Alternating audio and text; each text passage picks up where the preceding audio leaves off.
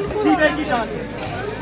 क्या विश्नोई गैंग ने भिवानी की मनीषा को इंसाफ दिलाने की जिम्मेदारी ले ली है? विश्नोई गैंग जिन कातिलों को मौत के घाट उतारने की धमकी दे रहा है, आखिर कौन है वो कातिल? क्या सच में मनीषा को मारा गया था? दिल्ली के सबसे बड़े अस्पताल एम्स में जब पोस्टमार्टम हुआ तो मनीषा की मौत को लेकर क्या सच पता लगा है?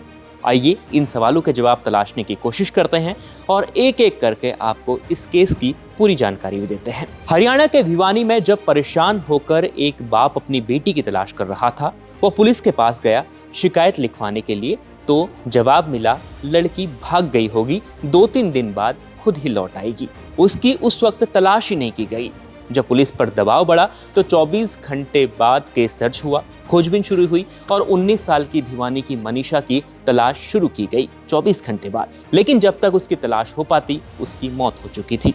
परिजनों ने पुलिस कार्रवाई में चूक का आरोप लगाया, जिसके बाद अब विश्नोई गैंग ने मनीषा को इंसाफ दिलाने की बात कही है। अब उन्होंने क्या कहा है, पूरी बात आपको इस वीडियो में हम आगे बताने जा रहे हैं। तो विश्नोई गैंग ने एक पोस्ट किया है और बड़ी चेतावनी दी है। उन्होंने कहा है, विश्नोई गैंग ने कहा कि अगर पुलिस इंसाफ नहीं दिलवा पाई, यानी हरियाणा पुलिस इंसाफ नहीं दिलवा पाई, तो वो कातिलों को मौत के घाट उतार देंगे। जो पोस्ट सामने आया है उसमें गोल्डी ढिल्लो और लॉरेंस विश्नोई के नाम का पत्र है, इस प्रकार की जानकारी है। और उसमें लिखा गया है कि अगर हरियाणा पुलिस इंसाफ नहीं दिलवा पाती मनीषा को, तो हम कातिलों को मौत के घाट उतार देंगे। तो इस प्रकार की धमकी जारी हुई है। हालांकि ये पत्र उन्हीं का है, ये अभी स्पष्ट नहीं है, लेकिन सोशल मीडिया पर लगातार ये जो बयान है, ये पत्र है, ये वायरल हो रहा है। वहीं दूसरी तरफ मनीषा का कल अंतिम संस्कार किया जाएगा। जो बातचीत थी वो हो गई है। मनीषा के दादा रामकिशन ने बताया है कि उनकी जो मांगें थी, 2 मांगें उनकी थी, वो पूरी हो गई हैं। हम बेटी का अंतिम संस्कार करना चाहते हैं, ये उन्होंने कहा है। इसके अलावा किसान नेता सुरेश कोंथ ने भी कहा है कि कल सुबह 8 बजे अंतिम संस्कार किया जाएगा मनीषा का, और ग्रामीणों का जो धरना है वो भी खत्म हो गया है, उन्होंने ये जानकारी दी है। यानी तीसरी बार पोस्टमार्टम हुआ एम्स में। अब इस केस में कब कब क्या क्या हुआ, ये पूरी बात आपको बताते हैं। उसके बाद बताते हैं कि दिल्ली एम्स में जो पोस्टमार्टम हुआ तो उसमें क्या सामने आया। तो 11 अगस्त को मनीषा घर से स्कूल के लिए निकली हुई थी। वो एक प्ले स्कूल में पढ़ाती थी।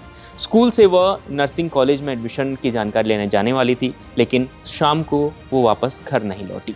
उसका नर्स बनने का सपना था, तो इसलिए वो एडमिशन की जानकारी लेने उस कॉलेज जाने वाली थी। 12 अगस्त को लापता मनीषा का जब कोई सुराग नहीं मिला तो परिवार ने पुलिस पर कई आरोप लगाए। उन्होंने कहा कि जो एफआईआर है वो तुरंत नहीं लिखी गई, उसमें देरी हुई, तो पूरा इलाका भड़क उठा था। 12 अगस्त को नर्सिंग कॉलेज के 500 मीटर दूर एक सुनसान जगह पर खेतों में मनीषा का शव मिला। उसके बाद भिवानी में खूब प्रदर्शन हुआ और अब जाकर तीसरी बार उनका पोस्टमार्टम हुआ है एम्स में, यानी दिल्ली के सबसे बड़ा अस्पताल एम्स में। और कल मनीषा का अंतिम संस्कार किया जाना है, ये इस प्रकार अभी खबर आई है। लेकिन विश्नोई गैंग की धमकी क्या मनीषा को इंसाफ दिला पाएगी, ये सबसे बड़ा सवाल है।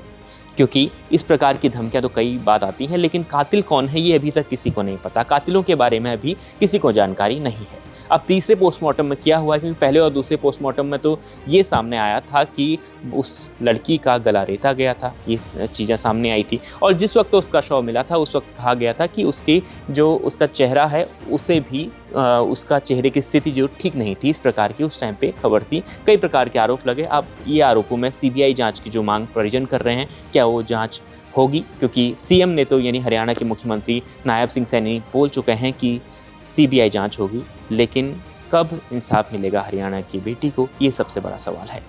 इस खबर पर लगातार बने रहेंगे और सवाल भी उठाते रहेंगे। देखते रहिए India.com।